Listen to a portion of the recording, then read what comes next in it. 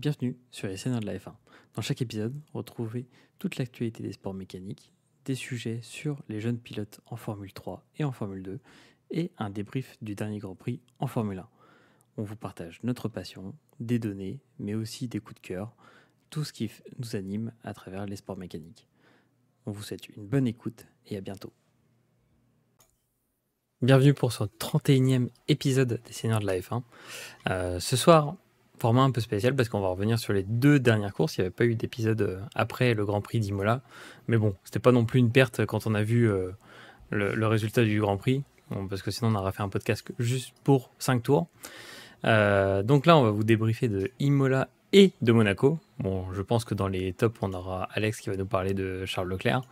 Et c'est pour ça qu'aujourd'hui, cet épisode est intitulé Le Prince Charles. Parce que si vous ne savez pas, Charles Leclerc a remporté pour la première fois de son histoire le Grand Prix de Monaco. Et c'est la première fois aussi qu'un Monégasque remporte le Grand Prix à domicile. Du coup, dans le sommaire d'aujourd'hui, qu'est-ce qu'on va voir ensemble ? On va voir le résumé des week-ends de Formule 1, les résultats un peu de nos pronos, ce qui s'est passé en top et en flop sur les deux week-ends, le classement de la saison. Bien sûr, on fera aussi un passage par la F2 et la F3 où il s'est passé des choses. Ensuite, petit sujet focus parce que souvent on nous demande aussi les essais libres, ça sert à quoi ? Est-ce que c'est utile ? Qu'est-ce qui se passe aussi en essais libres ? Est-ce qu'il faut tenir compte des temps qui sont réalisés en essais libres ?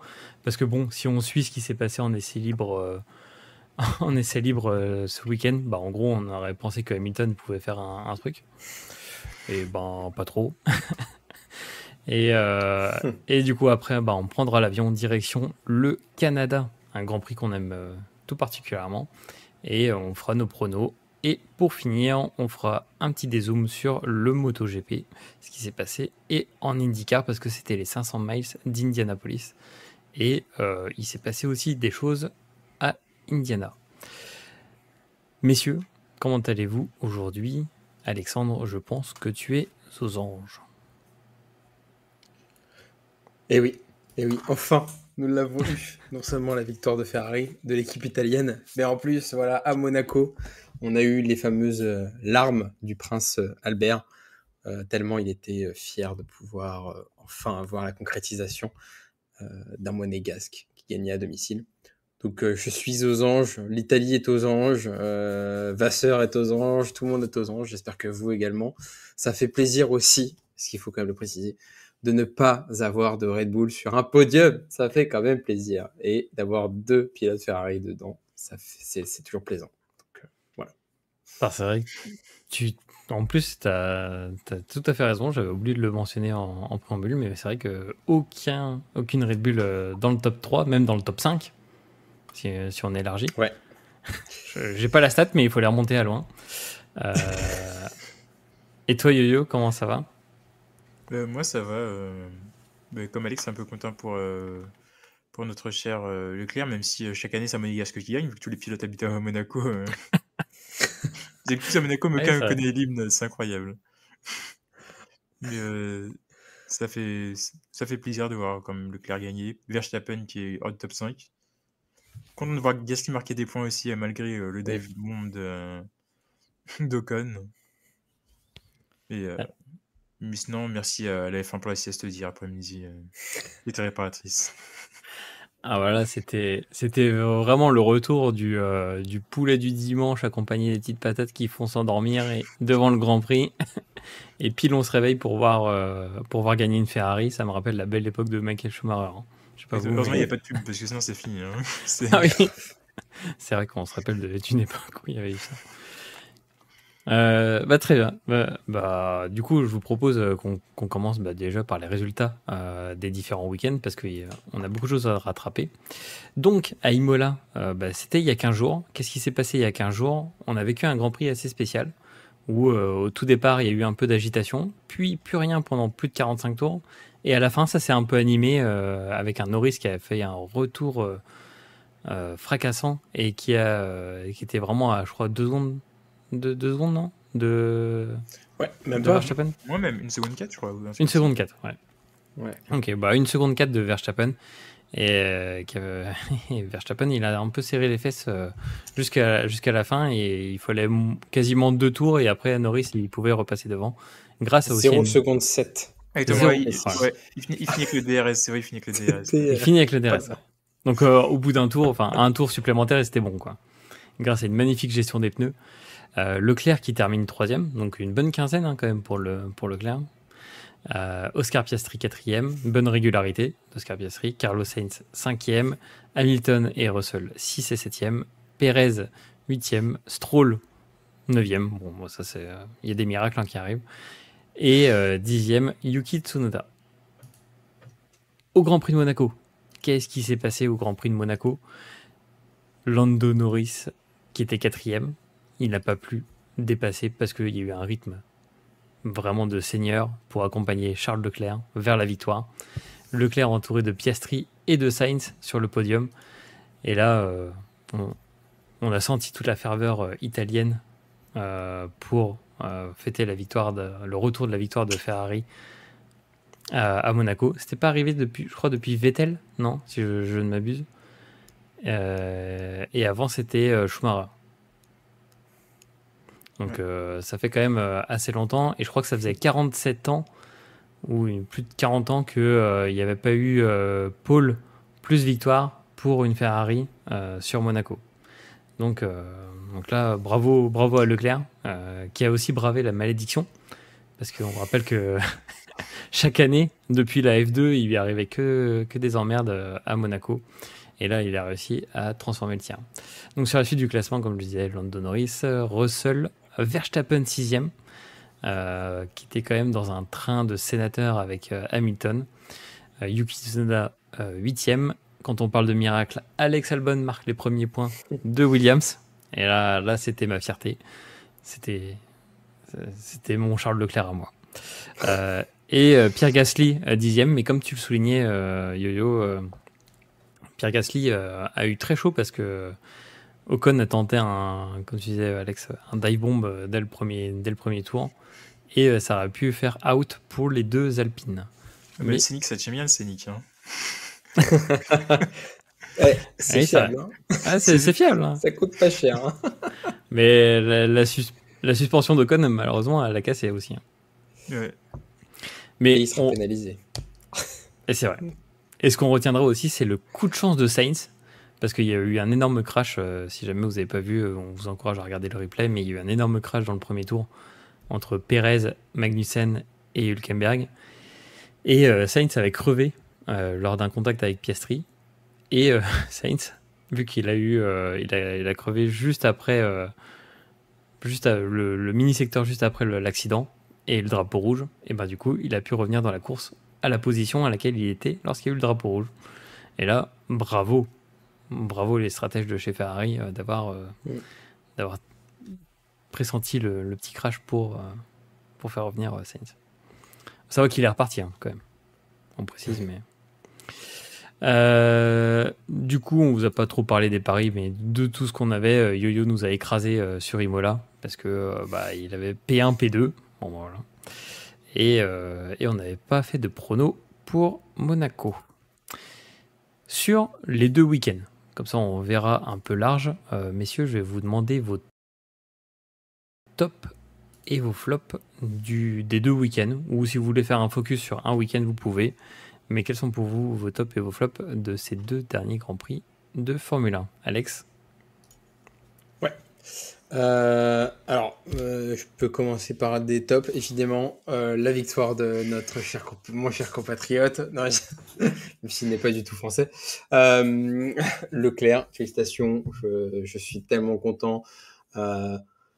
J'ai failli lâcher ma larme alors que j'étais en train de visiter un appartement, c'était exceptionnel. Voilà, j'étais en train de suivre en même temps, je sais pas, c'était l'émotion, ça fait quand même du bien parce que c'est aussi la première victoire cette année. Il y avait eu Sainz avant et donc ça fait quand même plaisir d'avoir maintenant aussi Leclerc qui revient à l'équilibre. Donc super content, ravi et j'espère que ça va continuer. Mais je pense que ça va continuer avec le déclin là, de Red Bull qui est en train de se faire progressivement avec le départ de Newey et le fait qu'il soit plus dans les discussions techniques. Effectivement, je vais aussi mentionner Norris. On était sur une bonne lancée là, ces 2 derniers streams sur McLaren, et puis même plus particulièrement McLaren, hein. Je ne pensais pas, honnêtement, sur Émilie Romagne, qu'il rattrape Verstappen aussi vite. Et je ne m'attendais pas à le voir claquer des tours à équivalence, voire plus rapide que Verstappen. Et la façon dont il a géré aussi son énergie, et l'énergie de sa voiture, je m'attendais vraiment à ce qu'il le dépasse. Encore une fois, quand un pilote, j'ai l'impression, quand il est champion du monde, il a aussi une espèce d'aura de chance qui l'entoure. Lewis Hamilton était très chanceux. Verstappen, dans son déclin à Imola, a eu la chance, parce qu'il manquait vraiment un tour avant de se faire avoir par Norris. Mais franchement, j'y crois. Norris qui claque la victoire à Miami, et enfin 2 week-ends après, qui arrive à 0,7 secondes derrière Verstappen à Émilie-Romagne. Franchement, chapeau. Je suis trop content pour McLaren.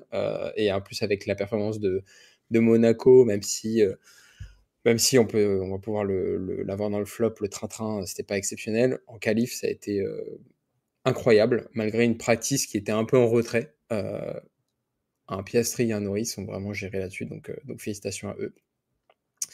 Et je vais lâcher un petit dernier top. Tsunoda, moi je dis, il est encore dans les points, il est là, faut le souligner. Donc en tout cas, voilà, futur membre de la famille Piastri ou pas, Tsunoda, quoi qu'il arrive, il fait le boulot. Et je trouve que on parle pas assez là de Visa Cash. Moi, je suis encore sur l'ère AlphaTauri, hein, mais c'est consistant. Il n'y a pas de problème, pas de casse. Enfin, je trouve qu'il se sent bien là maintenant. Il a pris de la confiance. Je sais pas si ça va évoluer dans les prochaines années vers une autre écurie autre que Red Bull, parce que je le vois pas du tout chez Red Bull en tant que pilote principal. Mais je le vois bien bouger d'ici 3-4 ans, encore faire un peu ses preuves sur Visa Cash, paiement sans contact. Mais en tout cas, félicitations Tsunoda, parce qu'on le salue très peu, et alors que c'est un pilote assez constant et sans trop de dommages. Maintenant. Et pour mes flops, Ocon, je pense qu'il faut quand même l'aborder. Je comprends pas le délire, la faute à Monaco. Enfin, on est pas encore sous drapeau rouge, en plus ça a mis du temps à arriver avant le drapeau rouge quand même. Et je comprends pas ce délire. Il a voulu peut-être jouer à Rocket League ou quelque chose comme ça avec son collègue Gasly. Mais je trouve ça un peu dommage, c'est une écurie qui a un peu de mal. En plus, il a une monoplace qui profite d'avancer plus forte que son collègue Gasly, et finalement, du coup, il récolte 0 points. Il est pénalisé pour la prochaine course de 10 secondes, et il a pénalisé son collègue. 5 places, ouais. Et 5 places. Merci les amis. Il n'y a pas 10 secondes, vu qu'il a abandonné, c'est 5 places la prochaine course. Et 5 places. Et voilà, merci les amis. Donc 5 places, je dis super. Là, Alpine, ça a été la déception tout au long du week-end, à part pour Gasly qui arrive quand même à finir dans le top 10. En second flop, effectivement, je mettrais, mine de rien, j'adore, comme dirait Yo-Yo, la FIA, Monaco cette fois-ci. Monaco dans le sens où les Marshall, je trouve qu'ils font un excellent taf. C'est ce que je disais à mon père. On sent qu'on est en Europe, ça se passe très bien, c'est évacué hyper rapidement. En plus, qui plus est vraiment dans la ville même.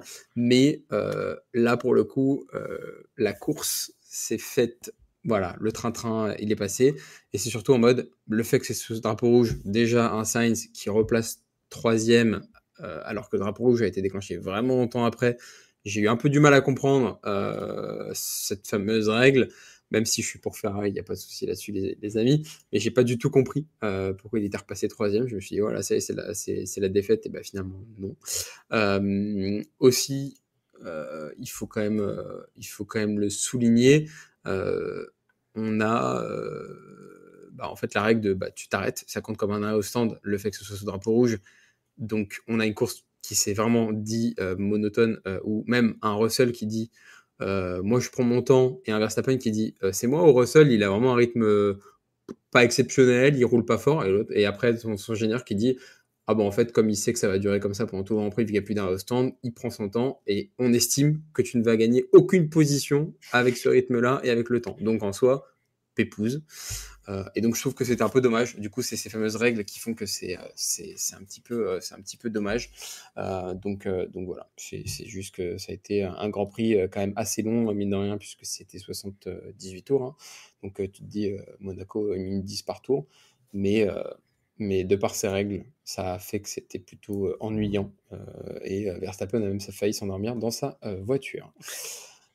Et enfin, si je puis dire, un flop, on reste sur la série de Pérez. Et pas le Hulk, ou pas le Magnussen, parce que tout le monde a accusé Magnussen, mais je trouve que la Pérez, il était au milieu de la route, dans le plus grand des calmes. Il s'est pris pour une moto en plein milieu d'une voie d'une double file. Donc, j'ai pas compris. Et en fait, juste le choc a été violent. Et en plus, ça a pénalisé les deux As qui plus est, étaient pénalisés sur la grille de départ. Donc, en fait, c'était pas exceptionnel. Donc, Pérez, je trouve que c'est de pire en pire. Je pense que là, quand il est rentré, il était dégoûté. Et surtout, ça met à mal sa place chez Red Bull l'année prochaine. Donc, petit warning pour notre cher ami Pérez. Ok. Voilà. Bah, merci beaucoup. Du coup, pour toi, c'est plus la faute de Pérez que de Magnussen? Ouais. Et je citerai même une autre personne que je considère comme un expert, Jérémy Clarkson sur Twitter, qui a même dit It wasn't Magnussen's fault. Et donc tu te dis ouais, j'étais en mode, je suis pas le seul à penser ça, parce qu'effectivement, quand tu vois le replay, il est au milieu. Je suis d'accord que peut-être que Magnussen aurait pu freiner, mais tu vois un peu de zigzag côté Pérez, et vraiment, tu es à Monaco, tu sais, on en a parlé, Dieu sait combien de fois on a parlé des seniors, les monoplaces sont de plus en plus larges, et surtout, c'est un démarrage de course, donc tu laisses quand même un petit peu de place, surtout dans cette montée. Bon, ça arrive. Bon, après, les deux ont mis un peu du leur pour que ça se passe comme ça, quoi. Ouais. Le seul qui est pas Parce qu'il chanceux, commence à coûter c'est... cher aussi, Pérez, je crois, Ouais, en il dégâts. commence à... Bah, là c'est estimé entre 2 et 3 millions. Bon, j'ai envie de dire, l'année dernière, il fallait consommer quand même de l'argent, donc ça avait fait passer auprès de la nourriture chez l'équipe Red Bull. Bah, maintenant, c'est dans les dégâts de la monoplace de Pérez, quoi. Voilà, Maintenant, ils ont bon. des visas pour payer de toute façon. Donc, C'est ça, ça passe Il a sans raison. contact maintenant. Très bien, bah merci Alex. Et toi, Yo-Yo, quels sont tes tops et tes flops pour ces deux week-ends? Alors, top, grande des Leclerc, hein. Franchement, il n'y a rien à dire de ce côté-là, hein. Franchement, il a dominé de bout en bout. Pas d'erreur. Tu peux dire à la fin, alors même s'il y a un petit train-train, on est à Monaco. Pour passer les voitures retardataires, je sais pas comment ils ont fait pour avoir des retardataires, alors que toutes les voitures se suivaient. Incroyable à la fin, quand tu vois qu'il y a 2-3 voitures qui se battent. Même Norris qui gagne du temps. Qui peut limite faire un arrêt gratuit sur Verstappen grâce à ça. Incroyable. Leclerc, il a tout dominé. Et tu vois que le circuit, il le connaît par cœur. Tu peux même pas mettre ta main ou une feuille entre la voiture et le rail, tellement c'est parfait. Il a retenu la leçon. C'est vrai qu'il y a des années où c'est à faute, ça pas de chance. D'autres années où il prenait trop de risques. Et puis d'autres années où c'était Ferrari, quoi. Mais là, cette année, tous les éléments étaient réunis pour faire ça qui réussisse. C'est vrai que sans Mattia Binotto, tout se passe bien. Exactement, c'est ça, ouais. Qui était présent à Imola d'ailleurs, il était là. C'est pour ça qu'ils n'ont pas gagné. C'est pour ça qu'ils n'ont pas gagné. Les trois, c'est déjà bien. Ouais, mais bizarrement, les arrêts ont duré plus longtemps. C'est vrai. À Imola. À Imola, était à tour de 2 secondes 6, 2 secondes 7, alors que d'habitude, c'est 1 seconde 9, 2 secondes. Deuxième top. Alors, d'habitude, je critique Pirelli. Mais là, je l'ai félicité. Sur les 2 Grands Prix qu'on a eu. Alors, certes, ce Grand Prix, il a été ennuyeux. Mais si notre cher Norris gagne sa course, c'est parce que les pneus sont bien faits pour une fois. Il peut les économiser et attaquer quand il veut. Dans une époque où il aurait attendu, on aurait même eu peur que les pneus crèvent. Et on aurait dit, mauvaise stratégie de Norris, il va crever son pneu et ça va jamais tenir. Alors que là, il a pu faire travailler son pneu pendant une trentaine de tours. Et ensuite, attaquer notre cher Verstappen et le mettre dans le mal en récupérant 6 secondes ou quelque chose comme ça en quelques tours. Chose que personne n'a réussi à faire jusqu'à présent. Même si la voiture est parfaite, le pilote est parfait. Mais le premier élément en contact avec une voiture, c'est les pneus. Donc, il faut des pneus bien faits pour ça. Donc, félicitations à Pirelli. Et qui nous a aussi montré hier la longévité des pneus aussi dans son extrême longueur, même si c'est pas ce qu'on aurait aimé. Mais les durs ont fait le travail. Et le rythme, alors certes, n'était pas très soutenu, mais on avait quand même un rythme correct et on n'a pas vu de pneus dégradés. Il n'y a pas de blistering, rien du tout. Pas de voiture qui glisse. Voilà, parfait quoi. On aimerait avoir des pneus comme ça un peu plus souvent. Même si là, on aurait aimé avoir une dégradation un peu plus soutenue pour le spectacle. Et troisième, Alex a dit tout à l'heure, mais Tsunoda. Pour moi, Tsunoda, c'est le deuxième pilote Red Bull, quoi. À l'heure actuelle, il marque des points. Il est devant Perez. Il est serein. Il est devant Ricardo aussi, alors que Ricardo, au début de la saison, on disait ouais, Ricardo, il a repris du rythme. On a retrouvé un bon Ricardo. Là, c'est tout l'inverse qui se passe. On a Tsunoda qui est en leader chez Visakash. La saison dernière, si on se rappelle, il était critiqué. Il n'a pas de bonne hygiène de vie. Niveau pilotage, il coûtait cher. Voiture crash sur crash. Quand il parlait au micro, c'était catastrophique. Cette année, c'est tout l'inverse. Donc, félicitations à lui. On a trouvé un pilote serein et qui marque des points et qui fait le travail qu'il faut. Et qui, pour moi, à l'heure actuelle, comme je disais, est le deuxième pilote de Red Bull parce qu'il marque des points, chose que Perez ne fait pas. Il le fait bien aussi, il fait des beaux dépassements, il ose. Il n'hésite pas à se laisser dépasser aussi quand il faut, alors qu'il aurait été au contact il y a quelques mois de ça. Donc voilà. Flop. Alex l'a dit, mais la FIA. Alors pour moi, il y a plusieurs scénarios. Déjà, il y a le problème du règlement, qui était incompréhensible. Si on prend un micro-secteur, pour moi, le drapeau rouge, Leclerc a fait 3 ou 4 micro-secteurs avant que le drapeau rouge soit mis. Donc je pense que notre cher Sainz aurait dû partir de bien plus loin. Les pneus, on en parle, mais c'est un débat je pense que c'est un débat qui a glissé déjà au moment de Hamilton Verstappen lors du dernier Grand Prix il y a 2 ans, où un a changé les pneus, l'autre l'a pas changé. Et c'est toujours l'éternel débat lorsqu'il y a un drapeau rouge. Est-ce qu'il faut garder ou changer les pneus? Là, je pense qu'il faut qu'on mette une règle fixe. Ton pneu, tu l'as eu au moment du drapeau rouge, tu le changes pas. Et on repart sur autre chose après.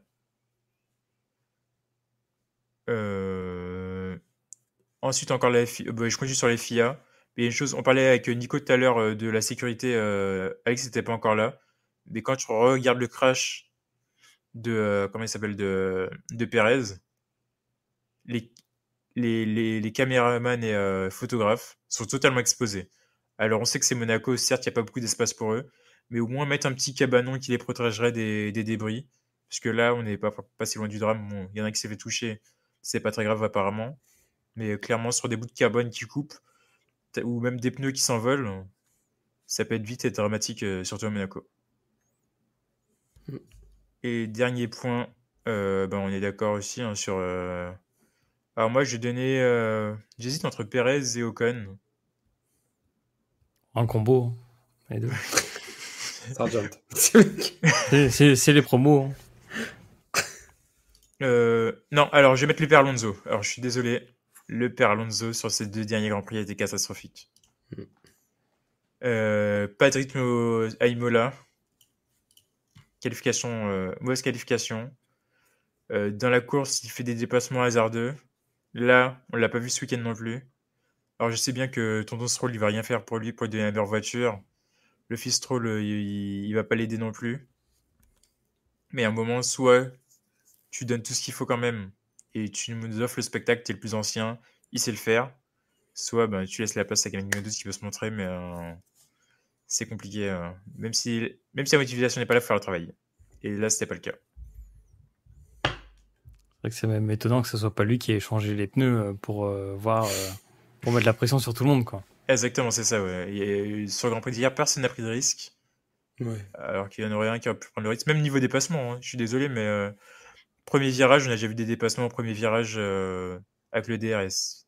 C'est vraiment, tout le monde était dans sa petite zone de confort. Personne s'est dit, oh, je vais me faire un petit plat, même si je mets un petit plat, j'aurais osé dépasser, rien du tout.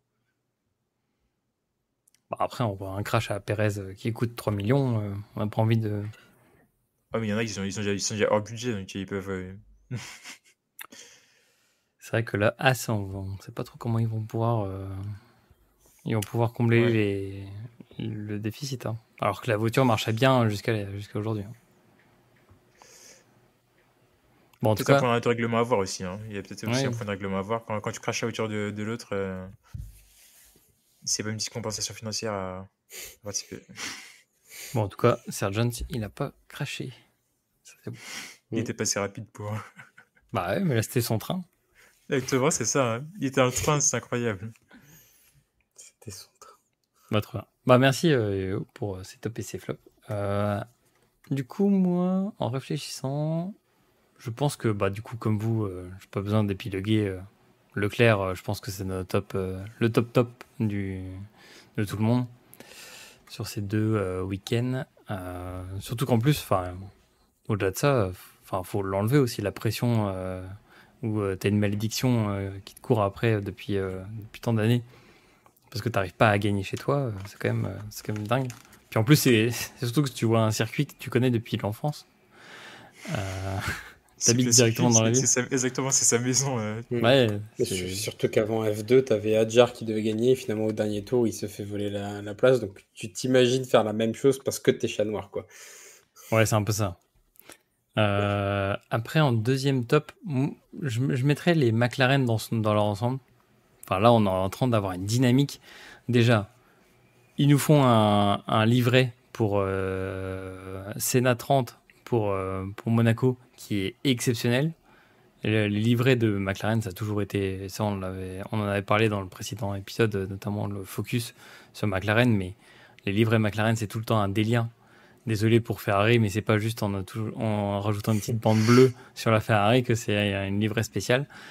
Là, ils ont fait vraiment un gros effort mais avec les combis et tout. Enfin, et en plus, les deux pilotes sont dans des bonnes dynamiques, avec des bonnes vibes quand ils parlent, les conférences de presse et tout, entre Piastri et Norris.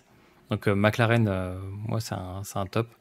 C'est même un bon crush, une bonne écurie qu'on aime suivre. En autre top, ouais, je peux pas m'empêcher de mettre les 2 points de Williams quand même.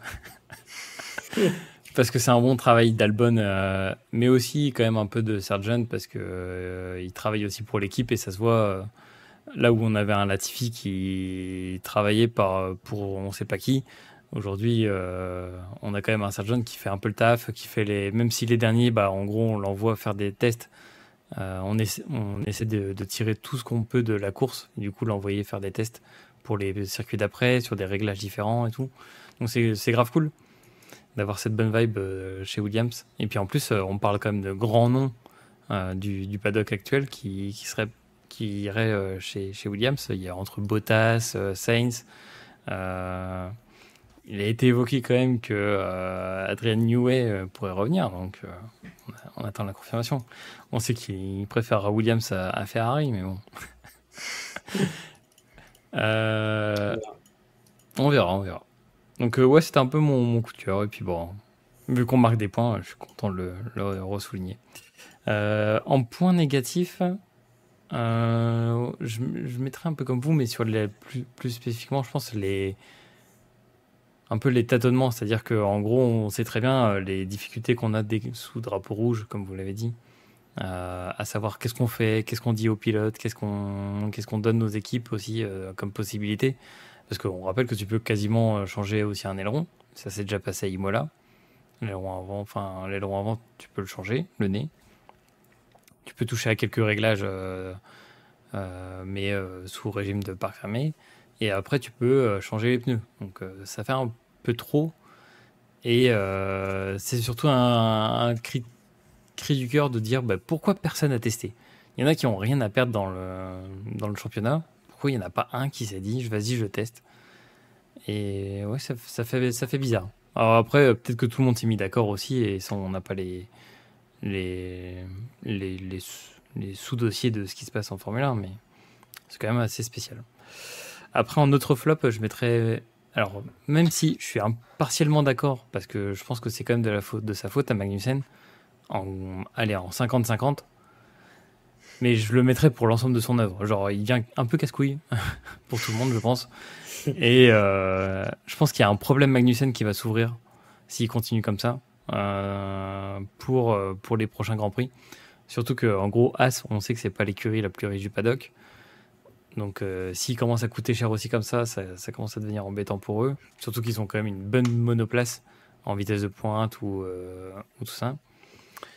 Et après, aussi, il commence à embêter pas mal les autres pilotes. C'est-à-dire que certes, il joue son jeu, mais des fois, il est un peu emmerdant. Et là, par exemple, avec Pérez, ils font quand même un gros accident qui, on va dire, gâche le Grand Prix à Hülkenberg, qui lui, au contraire, est dans une bonne dynamique. Donc, je pense que Magnussen pour l'ensemble de son œuvre, mais comme vous, il est rejoint par Pérez pour aussi l'ensemble de son œuvre. Parce que tu peux pas faire P18 en qualification quand tu as une Red Bull. Même à Monaco, c'est pas possible. C'est vraiment pas possible. Il y a un truc qui va pas chez ce type cette saison, quoi. Alors peut-être que c'est le mental, peut-être que c'est autre chose, mais ça, on nous le dira. Et puis après, même s'il s'est excusé, oui, comme vous, je pense Albon, mais c'est un top aussi parce que j'ai trouvé ça pas mal le move d'Alpine, d'ouvrir son micro à Canal+ pendant le Grand Prix de Monaco, avec le directeur de course qui réagissait direct. J'ai envie de dire, tant mieux qu'il soit passé ça, parce qu'au moins, pour lui, ça a été une opportunité, je trouve, pour le directeur d'Alpine, c'est que ça lui a permis de dire tout de suite qu'il allait prendre des mesures. Et je pense qu'on a soufflé à Ocon ce qui avait été dit, et que Ocon s'est dit impeccable, j'ai juste à faire un tweet et après ça va glisser. Donc, alors sinon, je pense que tous les médias seraient rués sur peut-être un conflit chez Alpine et tout ça. Et là, ça a permis de débunker le truc direct. Franchement, c'était smart move. Mais Ocon, je suis désolé. Surtout que je sais pas, t'avais entendu Yo-Yo avant le Grand Prix, justement le directeur de Alpine qui est au micro de Canal qui dit on a dit aux de pas s'attaquer aux deux pilotes de pas s'attaquer, de jouer pour l'équipe, d'attendre un peu. Et là, bam, direct. Premier tour, Ocon il défonce le truc. Mais d'ailleurs, je crois qu'ils sont touchés 2 fois. J'ai regardé après. Tu vois, ils se touchent une première fois juste dans la remontée. Et après, avant le virage du tunnel, seconde fois qu'ils se touchent. C'est une totale cata. Enfin bref. Respect pour l'équipe. Ouais, non mais là, totalement. Donc ça faisait partie un peu des losers. Après, je sais plus trop, dans les winner-losers de chez la F1, ils mettaient comme vous Yuki Tsunoda. En perdant, ils mettaient aussi Aston Martin. Parce que là, franchement, on les reconnaît plus à force. Bon, Kick Sauber, est-ce qu'on peut dire que c'est perdant? Bon, pas vraiment. En fait, dès que tu roules en vert, c'est pas bon. Ouais. Oui, l'instant, oui, c'est pas la bonne. En vrai, les Jordan à l'époque aussi, ils étaient en vert, c'était pas fou non plus à cette époque-là. Jaguar, ouais. Il y a peut-être un truc avec le vert en Formule 1. En tout cas, le rouge se porte bien. C'est tout ce qu'on... Ça va. Alex, j'ai toujours la Jaguar McDo quand on était petit là, quand elle était chez McDo. C'est incroyable. On l'a tous eu. Ouais. Du coup, si on fait le zoom sur les classements, parce que du coup, il y a eu quand même des petits changements. Déjà, Pérez, il est passé de 3e à 5e, 107 points, et il s'est fait doubler par Norris et Sainz. Le premier est toujours Verstappen, mais Verstappen voit quand même son écart diminuer un peu, parce que Leclerc est de retour. Et aussi rentrée, je crois, de Yuki Tsunoda dans le top 10, qui se place 10e avec 19 points. Alonso à la 9e place. Russell Hamilton, c'était 8. Piastri 6e. Et en vrai, sur l'ensemble de son œuvre, quand même, Piastri mériterait de remonter plus haut que Pérez, par exemple. N'empêche, on rigole, mais une course où DNF de Verstappen plus course sprint gagnée par Leclerc et tout est relancé. Hein. Ouais, il suffit juste d'un dive bomb de Sainz sur Verstappen et on met les pendules à l'heure. Ou d'une Pérez sur Verstappen. Une Pérez sur Verstappen. Voilà. S'il vous plaît, Bottas, bring back the old Bottas en Hongrie. Tout est possible. Parce que Nico, comme tu disais, avec le calcul que tu faisais tout à l'heure, vu qu'ils auront moins de budget, s'ils peuvent pas développer, que tu as McLaren qui est déjà bien revenu, Ferrari aussi, peut avoir une fin de saison totalement retournée. Hein. Ah oui, parce que c'était ça un peu le calcul qu'on se faisait avec Yo-Yo, c'est que en gros, le coût là, des réparations, c'est quand même entre 2 millions et 3 millions. Donc, si ça coûte 2 ou 3 millions dans le budget de cap, parce que du coup, ça inclut le budget cap, ça fait que en gros, on se retrouve avec peu de millions à aller chercher pour le développement sur les derniers Grands Prix. Et on sait que le développement, c'est essentiel pour les derniers Grands Prix. Qu'est-ce qu'on fait pour la fin de saison, côté Red Bull? Est-ce qu'on mise sur le futur, sachant que New Way va partir? Et il se retrouve un peu dans la merde, hein, quand même, avec ça. Enfin, ils en avaient pas besoin, quoi. Donc oui, voilà ce qui se passe actuellement sur les pilotes. Au niveau des écuries, alors là ça devient stylé. Et là, on voit que l'apport de Vasseur, parce que qu'est-ce qui se passe? Red Bull à 276, Ferrari 252. Aïe. Et oui. La remontada. Ouais. Imagine, Ferrari peut passer quand même devant bien avant, mais imagine Ferrari passe devant à Imola. À Monza. Ça serait quand même pas mal. Victoire de Charles à Monza, c'est possible, ça aussi, c'est possible. McLaren, 3e, 184 points. Mercedes, 96 points. Aston Martin, 44 points. Red Bull Racing à 24 points. As, 7 points. Williams, 8e, 2 points. Parce que du coup, on a eu une meilleure place que Alpine. Alpine, du coup, 9e. Et du coup, Kick Sauber devient la seule équipe avec 0 points. Et ben voilà, messieurs, pour la F1. Ensuite, du coup, on va juste faire un rapide récap de ce qui s'est passé en F2 en F3, parce qu'il s'est passé pas mal de choses en F2 et F3. Comme tu le disais, notre brave et notre cher Isaac Hadjar a eu de la malchance à Monaco. Il a eu déjà un réflexe incroyable en évitant une voiture dans le tunnel. Ça, on vous encourage à le regarder en replay parce que c'était incroyable le réflexe qu'il a eu. Mais du coup, sur les 2 derniers week-ends, parce qu'il y avait F2 et F3, à Imola, il a quand même gagné la course principale. Quand même, bravo à lui. Incroyable qu'un pilote français gagne à Imola. Là, à Monte Carlo, à Monaco, c'était un peu plus compliqué. Et c'est Barnard et O'Sullivan qui ont gagné. Et O'Sullivan a gagné devant Hadjar dans les 2 derniers tours, c'est ça? Ouais. Enfin, il l'a gagné parce qu'il a pas pit. Voilà, il a gagné parce qu'il a pas pit. Et après, sur comment ça s'appelle? Sur Virtual Safety Car. Ouais. Sous Virtual Safety Car, la fameuse Virtual Safety Car, vous savez, notre amour pour la Virtual Safety Car, qui cause bien des torts. Ouais. Et selon Hadjar aussi, mauvaise communication parce que il aurait pu accélérer, il était vraiment à gestion plutôt que dans l'accélération. Oui, c'est ça. Oui. Enfin, aussi, oui, comme on en parlait aussi dans un focus sur le rôle des ingénieurs, la team n'a pas bien communiqué. Du coup, au classement, c'est quand même bon espoir parce que Aaron, 80 points, et Hadjar, qui revient quand même bien avec 78 points. Donc, ça va vraiment se jouer bien serré entre les deux. Après, peut-être qu'on ne sait pas, mais un petit Pérez out, à tout moment, Hadjar peut faire quand même des tests en F1.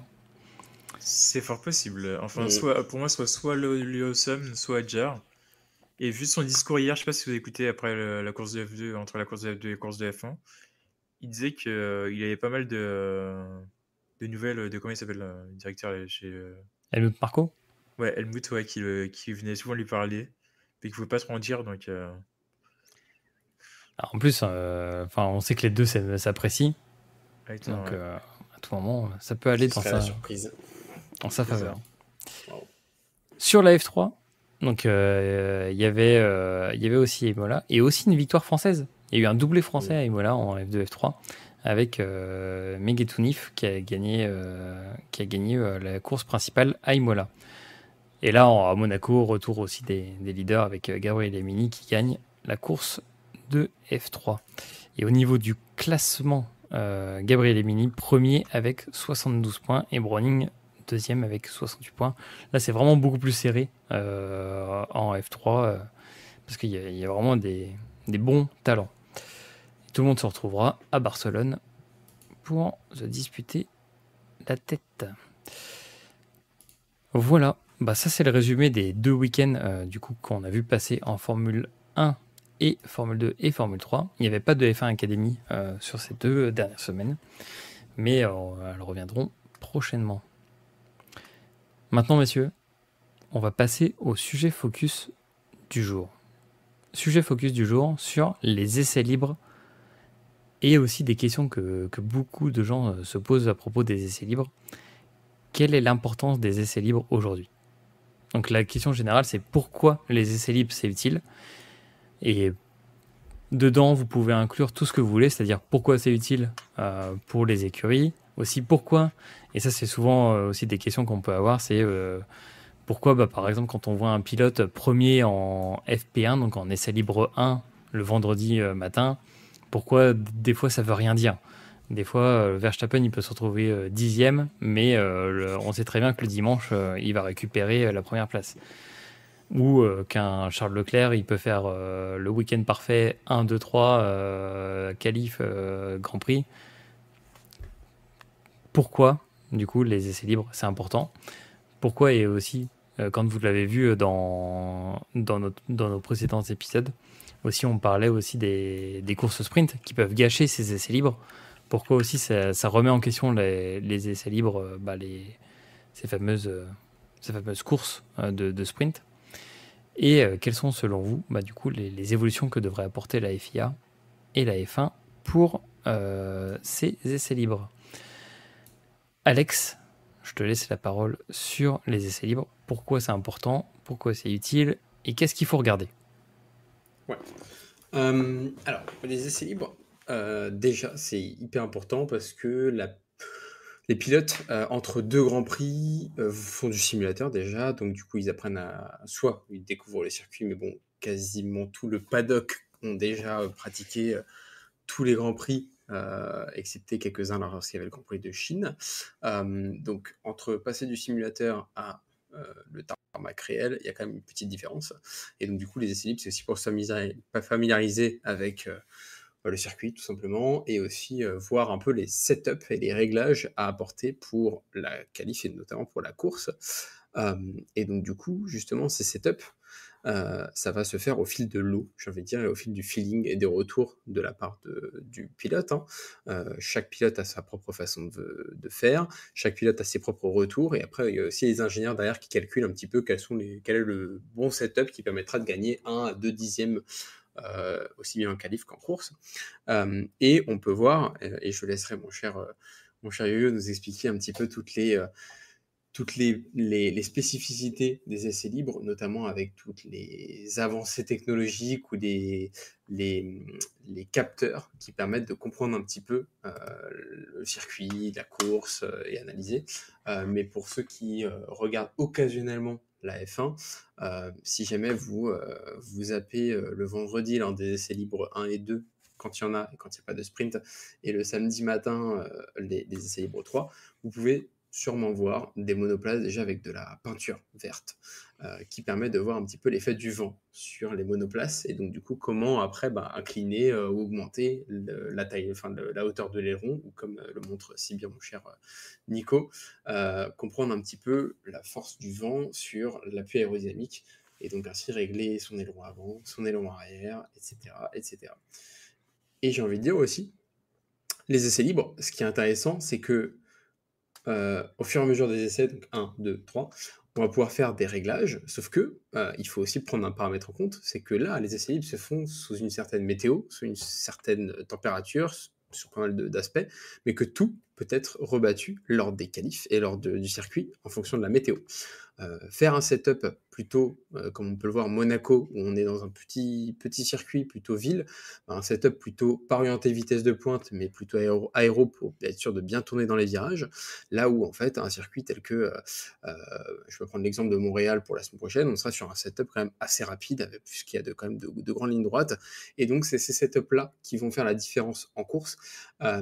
Je peux prendre aussi l'exemple du Grand Prix de Sakir qu'on a eu en début d'année, où on avait Mercedes qui avait un setup plutôt orienté vitesse de pointe, excusez-moi, et donc du coup qui rattrapait la McLaren de Norris, si je ne me trompe pas, en ligne droite, sauf que Norris avait un setup plutôt aéro, et donc plus rapide dans le secteur 1 et 2 qui était plutôt sinueux qu'un Lewis, et ce qui faisait qu'en fait, au final, sur un tour, les deux étaient à peu près à équivalence en termes de temps. Et donc, du coup, c'est le fait de jouer avec ce setup-là qui va permettre de soit gagner la course, soit de prendre un avantage considérable sur les tours. Et c'est aussi à ça que je vais dire, un Verstappen, il est très fort. C'est que Verstappen aussi, il a cette capacité à... Il sait il trouve ses points de repère, il va avoir son setup. Et donc, du coup, je pense, il joue un petit peu sur les essais en disant, écoute, je vais pas donner mon maximum.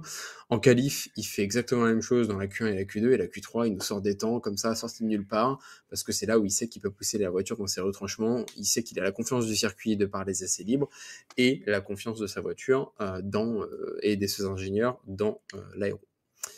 Voilà pour cette partie-là. Et je vais laisser mon collègue Yo-Yo en dire plus sur ces magnifiques détails qu'on peut avoir sur les monoplaces.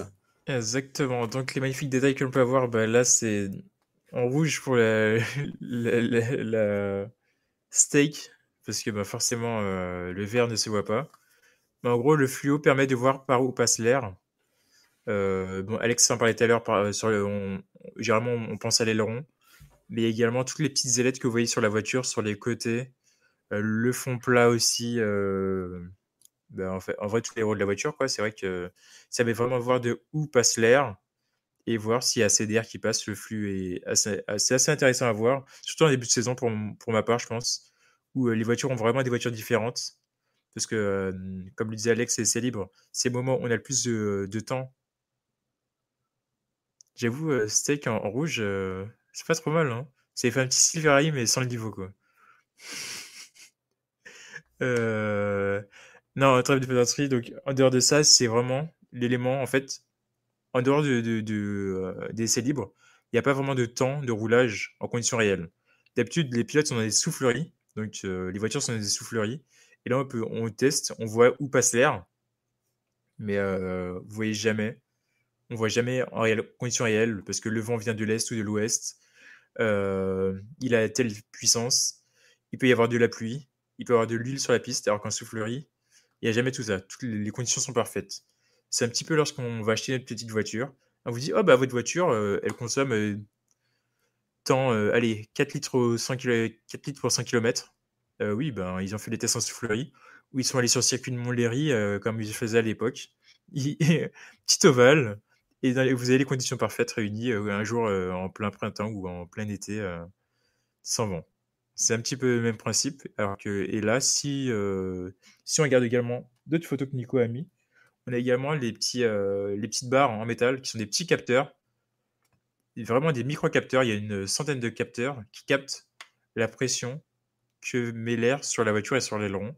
Et ça permet de développer ensuite vraiment des petites ailettes toutes fines qu'on peut voir en tout cas changer en fonction des grands prix. Des fois elles sont fines, des fois elles sont plus épaisses, des fois elles sont relevées, des fois elles sont plus inclinées. Exactement, celle-ci là. Ça permet aussi de tester les suspensions, voir comment réagit l'air par rapport aux suspensions. Alors, très bonne question, ils arrivent à utiliser la soufflerie de façon à créer les conditions de certains circuits. Alors, la soufflerie, malheureusement, c'est vraiment dans une zone parfaite. C'est impossible de reproduire les conditions du circuit. En fait, ce qu'on va faire les pilotes, généralement, ou les ingénieurs, c'est tester et acquérir les données dans la soufflerie, les mettre sur simulateur, et là, voir ce que ça donne. Et une fois que tu as testé, là, ils vont se dire, bon, sur ce circuit-là, ça passe, mais sur ce circuit-là, ça passera pas. Et après, ils vont mettre les réglages en réel. Mais généralement, en réel, ça peut ne pas fonctionner. L'exemple typique je pense auquel on pense tous, c'est Mercedes avec le marsouinage. Tout le monde s'est dit, oh ben, la Mercedes va fonctionner. Eux-mêmes se sont dit, oh, on a la voiture la plus parfaite du circuit, du plateau. On a inventé un nouveau prototype. Et c'est tout l'inverse. Les pilotes Hamilton, son dos n'en pouvait plus, ils sont pas très performants. Aujourd'hui encore, ils combattent ce phénomène-là. Et une écurie comme Aston qui n'a pas de soufflerie passe par les souffleries d'autres écuries. Alors généralement, même s'ils n'ont pas de soufflerie, ils ont quand même des données et c'est pas des voitures propriétaires. Ils utilisent comme les aéros, donc l'Aston, quand on disait que c'est la copie de la Mercedes, c'est vraiment qu'ils partagent les mêmes données. C'est un petit peu comme les As et les steaks aussi avec les Ferrari. Les données sont partagées. Après, c'est pas les données parfaites, les données exactes. Mais pour mettre le moteur et l'associer avec une carrosserie, il faut que tu aies un minimum de données, donc il y a un partage qui est fait. Et puis en plus, ce qu'on peut dire aussi, c'est que c'est vu que c'est du transfert de technologie, des fois on peut tester une version bis d'une voiture, d'une monoplace, et se dire, bon, bah, comme ça, on voit ce qui se passe avec le même moteur et les mêmes éléments. Et après, bah, du coup, au lieu d'avoir 2 voitures à tester, on en a 4. C'est un peu ce qui s'était passé avec Red Bull quand ils avaient mis un peu tout ça dans AlphaTauri, où du coup il y avait un peu tout l'équipementier qui permettait de faire ces tests-là, quoi. Et en plus, il se passait les pilotes, donc du coup ça permettait de faire les tests. Et on peut pas oublier aussi, à l'époque, les essais libres, ça permettait aussi d'avoir des monoplaces avec des innovations qui ont, en raison de leur innovation et de leur avantage, ont été bannis. Je pense notamment avec la F1 qui était à turbine, moteur turbine, qui mettait 2 secondes au tour à tout le monde et qui du coup a été banni cette technologie-là parce que, j'ai envie de dire, trop cheaté sur ce truc-là. On peut penser au DRS, au truc qu'on tient là, de Mercedes. Pour les... Exactement. Je me souviens même plus du nom. Non. La nouveauté DAS, voilà, DAS de Mercedes, où en fait, en tirant le volant vers lui, ça faisait converger les roues avant pour gagner 4-5 km/h de vitesse de pointe en plus. Et donc, du coup, ça a été enlevé des suites des plaintes des autres écuries. Et donc, du coup, c'est là où c'est intéressant. Ferrari aussi, il y a 2 ans, avec l'espèce de déformation de carbone sur le museau, juste à partir d'une certaine vitesse, qui se remettait pour pouvoir juste créer un tout petit appel d'air pour aller chercher 1 à 2 km/h.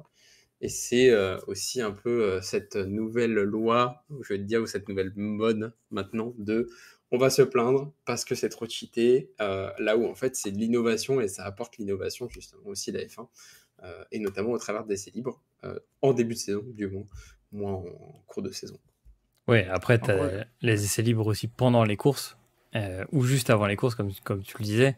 Et là, récemment, on a vu les garde-boue chez Ferrari pour tester les traînées sur les pneus pluie. Est-ce qu'on le verra prochainement en F1 aussi? C'est la bonne question aussi par rapport à ça. Mais si on revient sur, par exemple, le déroulement d'un week-end, est-ce que pour vous, les essais libres ont encore leur place? C'est-à-dire que par rapport au format sprint, est-ce que là, c'est le moment de vraiment rentrer dans le sujet? Est-ce que le format sprint, on sait qu'il va avoir de plus en plus de place parce que aussi ça fait plus vendre. On va dire que les gens veulent plutôt voir de la course plutôt que voir des essais libres où on teste les machines.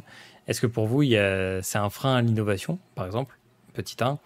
Et petit 2, est-ce que aussi, est-ce qu'on va pas perdre toute la saveur de l'ingénierie de la F1 au profit d'avoir beaucoup plus de courses comme on pourrait l'avoir dans les formules inférieures ou en IndyCar?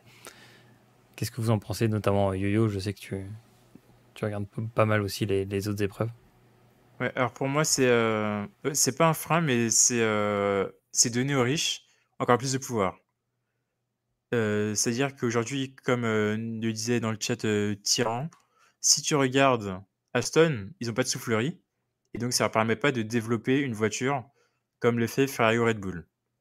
Donc là, tu limites à une sorte d'élite le développement des Formule 1 et tu leur dis, bon, bah, donnez aux autres votre moteur et vos technologies. Ça aide pas les autres à se développer et ça, justement, cette séparation existera toujours, quoi. Alors que je pense qu'il faudrait peut-être justement revoir le système, à contrario, donner un peu moins de temps d'essais libres à des équipes comme Ferrari ou Red Bull qui ont déjà une voiture surdéveloppée et donner plus de temps aux petits. Donc, parce que faut pas oublier qu'à l'heure actuelle, les essais libres, c'est vraiment le seul moment de la saison, avec les essais de pré-saison, où tu as le temps de développer ta voiture et d'utiliser ce temps sur la piste en réel. Hors des vagues, hors des, comment on appelle ça? Hors des essais de pré-saison et des essais libres, quand tu es en pause durant la saison, tu n'as pas le droit d'utiliser ta voiture, sauf pour 128 km. Et généralement, ce que les gens font, c'est des showdowns ou ils utilisent sinon une ancienne voiture pour essayer de développer leur voiture. Ce qui est quand même très limité et qui ne permet pas de progresser. Parce que le simulateur, comme on disait, c'est très bien, mais ça ne vaut pas la vraie sensation du pilote une fois que tu es sur la piste. Le seul pilote qui sait jouer du simulateur et qui peut faire du simulateur en même temps qu'il pilote, c'est Richard Maxou. Mais c'est compliqué de ce côté-là. Bah après, il y a des jeunes pilotes qui arrivent à tirer profit quand même de ça. Chez Ferrari, il y a eu Arthur Leclerc qui a fait quand même pas mal de simulateurs pendant Monaco. Juste avant, à Imola, il y avait le fameux troisième pilote de chez Red Bull qui s'est tapé 11 heures de simulateur pour trouver les bons réglages pour Max Verstappen. Donc ils ont préchargé toute la voiture de Verstappen dans le simulateur. Et après, le type, il a fait 11 heures de simulateur sur le circuit d'Imola pour trouver les bons réglages. Est-ce que, du coup, on va avoir un compromis entre la technologie d'un côté, avec des sensations un peu bridées, parce que du coup, on n'aura pas les vraies sensations, pour optimiser, on va dire, les pré-réglages de la voiture. Et après, en fait, il va y avoir des pilotes de simulateur, et après des pilotes de course qui vont un peu communiquer ensemble pour créer la meilleure voiture.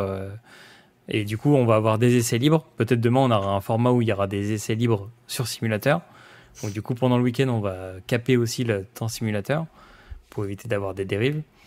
Et du coup, on aura des essais libres un peu mixtes, c'est-à-dire qu'on va transformer les sprints, où là, on va inclure les sprints dans le calendrier. Les essais libres, c'est sur simulateur avec tant de temps. Et après, dans le reste du temps, il y a les courses.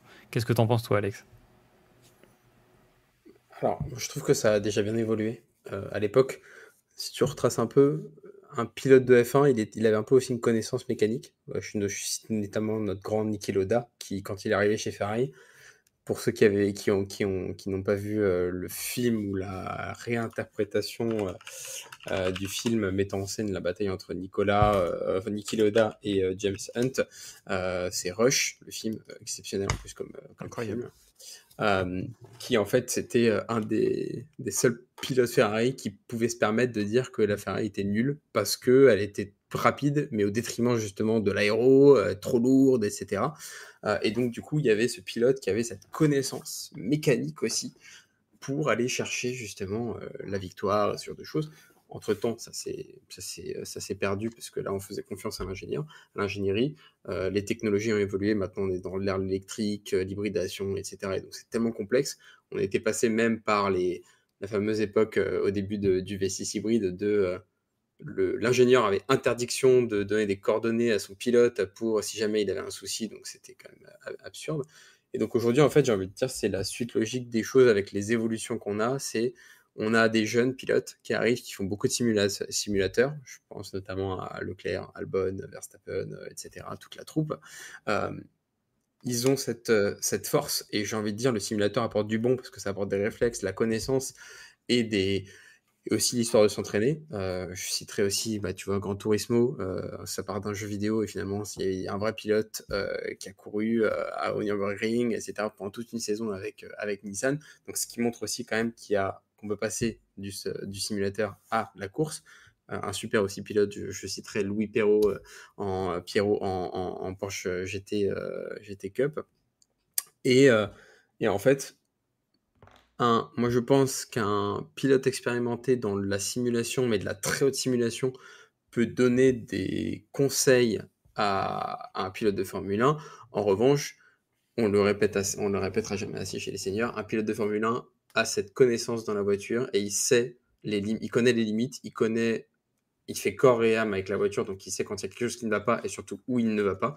Je citerai notamment Kimi Räikkönen qui, à un moment donné, avait dit qu'il sentait quelque chose dans la voiture. Il avait boxé, il avait dit à son ingénieur, je sens qu'il y a quelque chose à tel endroit, tel truc. On lui avait dit non, non, non, c'est n'importe quoi. Ils avaient emmené la voiture à l'usine et effectivement, ils avaient trouvé une fissure à l'endroit exact où Kimi avait mentionné justement cette faiblesse. Et donc, du coup, je pense que ça va être joué en complémentarité de une partie de simulation, que ce soit par le pilote, parce que c'est bien qu'il l'est, mais aussi par des professionnels ou des personnes expertes dans ce domaine-là. Et ensuite, après, va pouvoir retransférer ça dans la course, de la qualification des essais libres, où je ne sais pas ce que l'avenir de la F1 donnera, mais ou de l'automatisation, comme on a vu les premières courses hier, 100%. Quoi. Oui, c'est vrai. Petit aparté dans ce focus, mais oui, si vous n'avez pas vu des courses 100% automatisées avec des voitures pilotées par des robots, donc c'est incroyable. Parenthèse fermée. Du coup, après, c'est une question qu'on pose souvent sur les essais libres, donc sur le format d'un week-end. Souvent, on accorde aussi, quand on connaît pas forcément soit la F1 ou alors que on regarde vite fait les classements, on peut se dire waouh, c'est fou. Par exemple, lui, il a terminé troisième de la FP1, donc des essais libres 1. Lui, il a terminé, je sais pas, deuxième des essais libres 2. En essais libres 3, il est dans le top 5. Mais après, en qualification et en course, c'est cata. Comment vous l'expliquez ça? Et quel est le crédit en fait à donner aux essais libres quand on regarde les temps? Il faut regarder, enfin on rappelle, du coup on va faire le petit rappel juste avant, mais on rappelle qu'il faut quand même regarder le nombre de tours qui a été effectué par le pilote, sur quel pneu il a effectué ses tours rapides, quel rythme il a donné à sa course, est-ce qu'il était en train de tester des rythmes de course, des rythmes de quali. On pourrait aller plus loin en disant quel est par exemple sa Licence. Ouais, combien de distance il a fait, aussi quelle est la cartographie moteur qu'il a utilisée. Donc selon vous, messieurs, quels sont les crédits à donner à ces temps qui sont réalisés sous essai libre? Est-ce qu'on doit y accorder de l'importance ou est-ce qu'il faut justement prendre le classement et après creuser? Yo-Yo, t'en penses quoi? Moi, je pense qu'il faut prendre du recul par rapport aux essais libres, c'est-à-dire que chaque écurie, en fait, a son développement dans la saison et dans l'essai libre. Une Red Bull, qui est une voiture bien constituée, va travailler, par exemple, sur le week-end de course pour la course en elle-même. Et une As va peut-être travailler pour développer d'autres éléments pour l'avenir. En sachant que quand on regarde l'essai libre, ou même une course, des fois, il y a des moments où il y a des pilotes qui ont une voiture. Tout à l'heure, tu disais qu'il y avait 4 voitures différentes, mais sur un week-end, tu peux avoir un pilote qui teste un nouvel élément, un nouvel aileron, une nouvelle suspension, et tu as l'autre qui a la voiture actuelle. Donc c'est très compliqué déjà de juger deux voitures au même moment et sur une seule écurie. Et je pense que le crédit à accorder, c'est vraiment sur le global, voir le nombre de tours qui ont été faits, voir aussi la distance, le gap par rapport au meilleur temps qui a été fait la saison dernière pour les qualifications. Et là, on peut se dire, bon, cette voiture-là, ok, elle tourne pour la course, ou celle-là tourne pour faire des évolutions dans le temps. Il faut également se dire que les essais libres, c'est fait à un temps donné. Donc, il peut pleuvoir pendant tous les essais libres et avoir du soleil pendant la course. Et là, toutes les cartes sont rebattues parce que, comme je disais, là, c'est le gars qui était derrière son simulateur qui fait tout. Et pour moi, donc, je pense qu'il y a quand même deux écoles à ce niveau-là. Il y a l'école nouvelle génération simulateur et eux, ils font confiance aux chiffres. D'ailleurs, ça se voit que maintenant, les ingénieurs essayent des fois de contredire leurs pilotes qui vont dire ah ben ils ont un feeling et l'ingénieur il dit ah ben moi non non c'est reste comme ça c'est parce qu'on a nous est un Hamilton ou un Alonso qui a l'expérience du circuit et là on voit que c'est des pilotes qui savent ce qu'ils doivent faire quand il pleut ou que lorsque les conditions sont différentes par rapport aux essais. Hamilton, tu peux le voir tout en bas de classement, Alonso aussi, et le voir très très en haut ou inversement parce que justement ils avaient un certain feeling lors des essais qu'ils n'ont pas eu dans la course. Ok, très bien. Merci pour cet avis. Et toi, Alex, t'en penses quoi? Moi, honnêtement, je pense que les essais libres sont pas vraiment représentatifs. Euh, je pourrais citer un Grand Prix qu'on a eu, c'était Miami, Ricardo qui avait fait P4, il me semble, et qu'ensuite en course, ça a été l'inverse, on était en bas du classement. Et surtout, en fait, je me dis que des essais libres, euh, on a souvent des pilotes qui ne font pas la première essai libre et qui laissent des nouveaux pilotes faire une première séance pour voilà, les faire passer justement du simulateur à une vraie Formule 1. Il y a un gap, on a vu Olivier Berman qui a pris d'un coup la place de Sainz. Arriver en plus sur un circuit compliqué et tout déchiré, je trouve ça exceptionnel. Et en fait, tu vois que une personne qui n'a fait que 2 séances d'essai libre versus 3 comparé aux autres, ça veut rien dire, puisque après elle peut terminer P8, là où en fait normalement elle aurait dû, en équivalence de classe, peut-être terminer 11e, 12e ou ce genre de choses. Donc pour moi, c'est pour ça que ça veut pas forcément dire quelque chose, surtout avec les F1 modernes d'aujourd'hui. Avant, je pense que ça donnait un ton, les essais libres, dans la qualification. Aujourd'hui, comme j'ai envie de dire, il y a moins de pilotes, il y a quand même du pilotage, mais il y a moins de pilotage et c'est plus les réglages à faire pendant un tour de qualification qui sont différents de l'essai libre. En fait, c'est un tout autre univers. Il y a un énorme gap qui se creuse et c'est pas du tout déterminant dans la place de la qualification et de la course, puisque également, il y a tellement de facteurs qui peuvent arriver entre-temps, comme la pluie, un accident qui rebat qui fait que ça, même si tu as fait ton setup, le fait que tu sois un peu ta monoplace, si elle soit abîmée, ça peut jouer sur X ou Y. Bref. Donc du coup, à prendre avec des grosses pincettes, cette partie essai libre. Et maintenant, on habitue, j'ai envie de dire, avec la partie Red Bull de, on sait quoi qu'il arrive que Red Bull, si on les voit pas forcément dans le top 3, top 4, on sait qu'en qualif, ce sera complètement autre chose, quoi. Ouais, ça c'est aussi le charme des week-ends de Formule 1. C'est qu'on peut tout Tout à suivre. fait. Mais c'est valable pour tous les sports auto. D'ailleurs, en fait, en général, je sais pas si vous me l'accordez, mais ce qu'on dit, c'est que quand vous allez voir un Grand Prix, vous allez avoir en fait s'il y a 3 essais, vous allez avoir les essais 1 et 2, où on va essayer de trouver un peu les limites et tester des nouvelles choses pour la voiture. Et les essais 3, où c'est surtout pour faire du roulage et pour voir si tout va bien. Et c'est là où il y a le minimum de risque qui est pris, parce que juste après, vous avez les qualifications. Et donc, Ouais. on en a vu certains tenter des trucs où ça s'est pas très bien passé en F3 et après, il faut réparer en catastrophe pour la qualification. Et j'ai envie de dire aussi, mine de rien, ça change.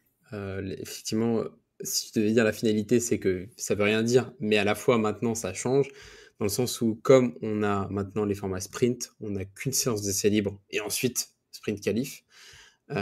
Du coup, soit tu as trouvé ton feeling à la fin des premiers essais libres parce que tu as pu rouler, faire X kilométrage, etc. avec ton setup, soit tu as eu un problème, ça t'a plombé toute ta séance d'essais libres et ensuite tu dois tout donner au sprint sans avoir eu de feedback parce que tu n'as pas eu cette confiance ou ces choses comme ça pendant une seule séance d'essai libre, surtout une, où en fait on sait très bien que la séance d'essai libre 1, en général, c'est avec tous les équipements qu'on a mentionnés, et aussi tu as beaucoup de tests qui sont faits en interne, des retours pilotes, etc. Et pour moi, c'est pas suffisant, une essai libre à ce moment-là, peut-être 2, juste pour pouvoir être assuré sur la première, et ensuite aller directement sur les sprints. Mais bon, comme à ce qui paraît, on va en avoir beaucoup maintenant. Ouais, ça Là, va. il y aura du talent. Et donc, Et je vais dans le plus de sens ça. d'Alex, parce que alors on oublie peut-être, mais une voiture, quand il y a 2-3 semaines d'écart entre chaque Grand Prix, en 2-3 semaines, on ne démarre pas la voiture. C'est-à-dire que la première chose que tu vas faire en essai libre, c'est voir si ta voiture démarre, regarder les constantes si c'est les bonnes, remettre un peu tous les ingénieurs dans le bain, les mécaniciens, comment bien les s'échauffer pour faire des changements, les arrêts au stand, etc.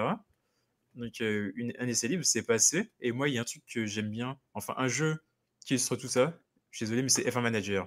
Quand vous envoyez votre type en essai libre et vous voyez que votre jauge n'augmente pas parce que ça fait un certain temps qu'il n'a pas roulé ou ne connaît pas le circuit, et ben c'est très bien illustré. On voit le gap qui est creusé un peu entre les pilotes et le jeu. Ouais, c'est vrai, tu fais bien de le mentionner, mais et aussi tu soulignes très bien le rôle des équipes aussi, de bien s'entraîner. On l'avait mentionné lors du focus qu'on avait fait sur McLaren, mais ils le montrent très bien sur leurs différents comptes sur les réseaux sociaux. Quand le jeudi ils arrivent sur le circuit, tout le monde s'entraîne, ils poussent des voitures. Donc en gros, il y a un mécano qui est dans la voiture et il la pousse au stand pour essayer de faire les changements le plus rapide. Enfin, on voit qu'il y a un véritable entraînement et les essais libres, ça sert aussi à ça, à se mettre en condition de course. Donc on voit que c'est un véritable travail d'équipe pour vraiment renvoyer de la data. Mais oui, tu fais très bien de souligner que aussi en situation de management, des fois ça peut être compliqué si tu t'entraînes pas. Est-ce que vous avez quelque chose à rajouter sur ce sujet, messieurs, sur le format des essais? Je pense qu'on est tous convaincus sur l'utilité des essais libres et comme on vous le disait, de regarder, de pas s'arrêter juste au classement, mais de regarder aussi combien de temps a roulé le pilote et quel réglage il a fait. Est-ce que vous avez des choses à préciser pour nos auditeurs? Moi, je dirais aux auditeurs de regarder les essais libres. C'est bête, mais alors certes, c'est pas de la performance pure de comme on le dit tout à l'heure, mais ça permet de voir des innovations, des choses en test, des choses que tu verrais pas en grandeur nature ou pas une course, quoi. Faut pas s'arrêter à la course. L'essai libre, c'est ça aussi fait le charme. Le DAS, comme disait Alex, si on regardait pas les essais libres, on n'aurait pas pu voir les images que tout le monde tout à l'heure avec la soufflerie. Quand on peut comparer différentes voitures qui le font en même temps, on peut voir que telle voiture a plusieurs qui passent à tel endroit. On peut voir un aileron qui est testé un jour et l'autre jour qui n'est pas testé. Et ça permet vraiment d'apprendre comment fonctionne une F1 et voir vraiment les tenants et aboutissants de chaque changement qui sont faits. Ouais. Et j'irais même dans ton sens en disant que des fois aussi, c'est la seule course que tu vas voir du week-end. Je me souviens de mon week-end à Spa, quand il y a eu la course annulée. J'étais bien content d'avoir fait les essais libres et les qualifications. Ça, j'avais kiffé. Non, mais en plus, ce qu'il faut dire aussi, c'est que il y a quand même une bonne 45 minutes où tu vois des voitures tourner sans arrêt. Et c'est quand même super cool à suivre. Et c'est une bonne ambiance parce qu'il y a largement moins de monde que le week-end de course.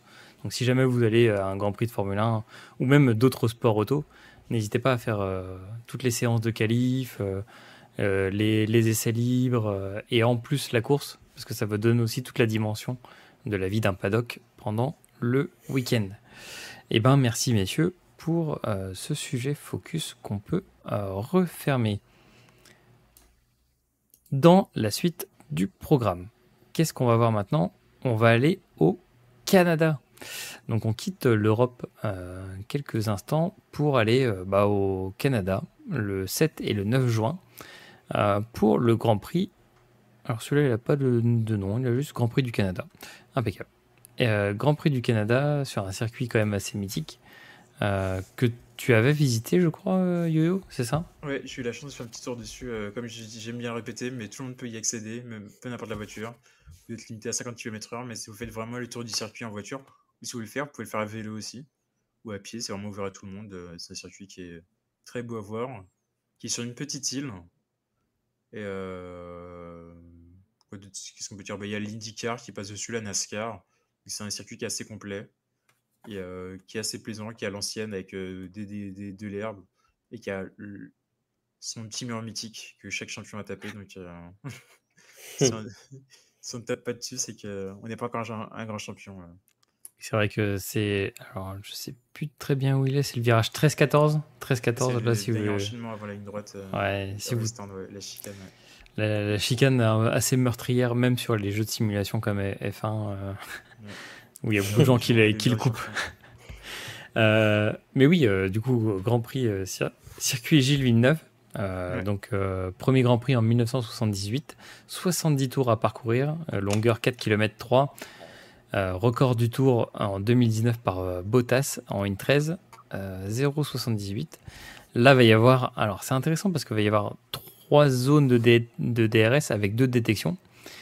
Et notamment une grande ligne de DRS sur la grosse ligne droite avant la fin. Et puis la petite portion sur la ligne d'arrivée. Et après, une petite zone DRS au niveau du secteur 2. Les zones de détection, elles sont bien connues aussi des pilotes, mais aussi ce qui fait la particularité, le charme du Grand Prix de Canada, c'est le virage 10 un peu en U. Donc du coup, des fois, il y a des stratégies un peu différentes pour le prendre. Est-ce que je prends bien à la corde ou est-ce que j'élargis pour aussi un peu économiser sur la durabilité des pneus. Donc il y a beaucoup de stratégies aussi au Grand Prix du Canada. Et des fois aussi, la météo est très incertaine. Donc on vous encourage vivement à le suivre. D'ailleurs, pour les horaires, donc on le fera le petit récap à la fin, mais comme on en parlait, les essais libres 1, ça commence dès le 7 juin à 19h30, 20h30, heure française. 23h, minuit pour les essais 2. Les essais 3, c'est le samedi de 18h30 à 19h30. Les qualifs auront lieu de 22h à 23h le samedi. Et la course principale le dimanche à 20h. Donc impeccable, en mangeant, petite course de F1 comme on aime. Du coup, pour nos pronos, qu'est-ce qui va se passer pour nous selon nous? Donc je vais vous demander la pole, P1, P2, P3, le DNF et le record du tour pour ce Grand Prix du Canada. Yo-Yo, quelle est pour toi la personne qui va arriver en pole? Paul. Allez, Verstappen. Alex? Pareil. Ah là là. Norris. Pour moi. P1. Pour toi, Yo. Norris. Oh ouais. Ce serait beau. Alex? Petit On va doublé de tenter Charles. Oh, le back-to-back. Non, je réserve Charles pour après. J'aimerais bien un Piastri. Ah ouais. J'hésitais, hein, je pensais comme toi, après je me suis dit, Ouais. sur un circuit comme ça, il lui manquait un peu de maturité, le petit Piastri, je pense. Mhm. Mais C'est Moi, juste. je vois Norris confirmer sa pole. P2 pour toi, Yo. P2.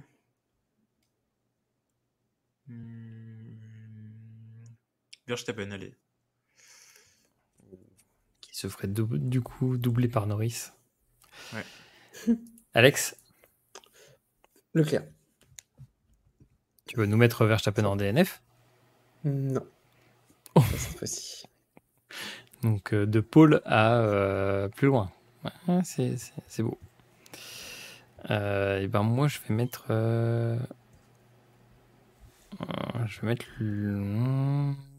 Piastri. Un doublé McLaren. P3, Yo-Yo. Piastri, et toi? Ok. Norris. Sandwich. Et t'en fais quoi de Verstappen là? P4. Ok. Bah, moi je vais le mettre Sauf P3 quand même. Le bonus DNF, Yo-Yo. Leclerc. Mais Leclerc, c'est le mur des champions et après il devient champion à fin de saison. Ok, ça serait beau. Alex? Hamilton. Oh, grosse cote, hein. Mm. Je crois que pour l'instant, pas de DNF côté Mercedes. Non.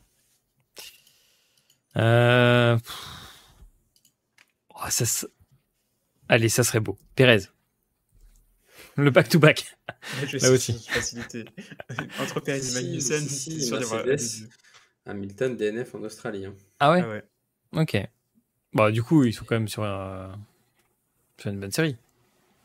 Et Russell, Australie aussi. Lap record. Le tour le plus rapide pour toi, Yo. Piastri. Ah, pas mal, ouais. Pour toi, Alex? Verstappen. Mais de pas loin. Et ouais. Moi, je vois aussi. Mais Red Bull, elle fonctionne pas. Ton Verstappen, il fonctionne s'il est premier, mais tu vois, s'il Sous est. la pluie, sous la pluie, sous la pluie. Donc, tu prévois qu'il y ait de la pluie? Je sais pas, Ah, j'aimerais bien. météo. Mais bon, j'ai mis Piastri en premier, donc je sais pas sous la pluie. Bon, allez, moi, je tente le Norris. Le week-end Ah, parfait. il y a moyen.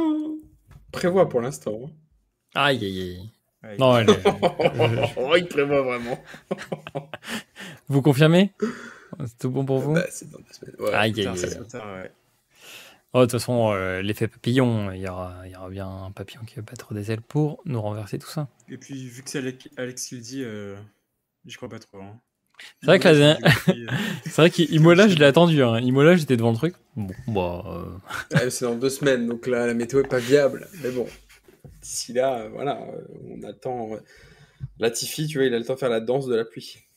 C'est vrai. Le brave Latifi. Bah, merci, messieurs. Donc, on rappellera juste avant la fin, mais rendez-vous le dimanche 9 pour la course à 20h, Grand Prix du Canada.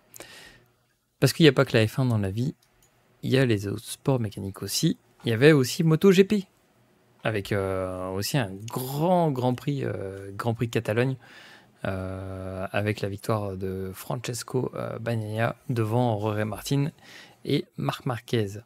Un Grand Prix rythmé par des chutes, je sais plus qui a pas voulu faire ses longues laps et qui s'est retrouvé avec je sais plus combien de secondes de pénalité. Tu te souviens, Yo-Yo, qui c'était? Pas Bastianini. Ah si, ouais, voilà, c'est Bastianini. Ouais. 3 longues laps, et il se dit, bon, moi non, j'en ai rien à foutre, je les fais pas. Et bah, bim, prends tes pénalités. Donc, franchement, il était vraiment pas mal ce Grand Prix, de Catalogne. Je sais pas si vous avez regardé, je crois que Yo-Yo t'a regardé. Ouais. J'ai regardé, ouais, heureusement, parce que franchement. Oui, parce qu'après, c'est enchaîné sur la F1. Exactement, ça, ouais. Non, Et toi, Grand Prix, ouais, pardon, vas-y.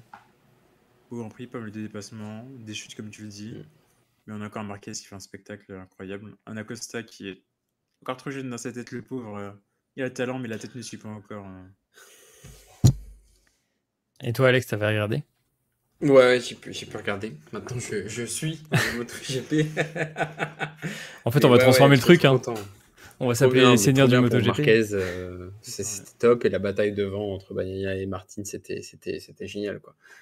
Et même c'était Moto 3, le départ était fou au premier virage. Enfin, je me suis dit, ça y est, c'est à 2 cm du crash à chaque fois. Et puis, non, très propre. Ouais, franchement, ils sont chauds. Hein. Là, en ce moment, ils envoient du gros spectacle. Du coup, je vais essayer d'aller chercher les points pour vous Et donner d'ailleurs, qui est devant. pour vous donner un peu Ouais. de contexte, le MotoGP, c'est tout l'inverse. Ils sont très rapides en qualif, en essai libre, et plus lents en qualif et en course.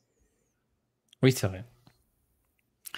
Oui, c'est vrai, avec notamment des fois les. Bah, c'était pas en essai libre qu'ils avaient créé les petites ailettes, ou c'est en essai libre? Exactement, ouais. Ouais, les espèces d'ailerons pour moto, où ça donne des vitesses de fou furieux. Ouais. Mais oui, c'est vrai que les essais en moto sont assez spectaculaires. Et du coup, bah, au classement, ça nous donne Jorge Martin premier avec 155 points, Bagnaia qui suit à 116 points et Marquez 114 points. Donc c'est une belle bataille cette année dans le top 3. Donc affaire à suivre. Et dans le calendrier, si on descend, du coup on était en mai. Le prochain, c'est en Italie. C'est à Brembo. Ouais, c'est comment ça s'appelle C'est Mugello. Mugello. Ouais, c'est le Mugello. Du 31 mai au 2 juin. Donc du coup, ce week-end, petit Grand Prix moto à suivre. IndyCar, pour finir, avec les 500 miles d'Indianapolis, qui fait partie de la triple couronne. Si jamais vous n'avez pas vu, on avait fait un épisode spécial dessus il y a maintenant 1 an. Donc la triple couronne, c'est quoi? C'est quand quelqu'un remporte Le Mans, l'IndyCar, donc l'Indy Miles 500, donc les 500 miles d'Indianapolis, et le Grand Prix de Monaco dans sa carrière. Le dernier à l'avoir fait, c'est notre cher Fernando Alonso. Bah, du coup, je crois que c'est un back-to-back parce que c'est Newgarden, Joseph Newgarden qui a gagné les 500 miles d'Indianapolis. Les 500 miles marqués par vraiment une affaire rocambolesque qui devait commencer à 18h30 heure française et qui au final a commencé à quelle heure, Yo-Yo? 22h? Ils ont fait un truc 22h44 en heure française parce qu'ils ont fait 4-4-4-4-4. Ah oui, voilà.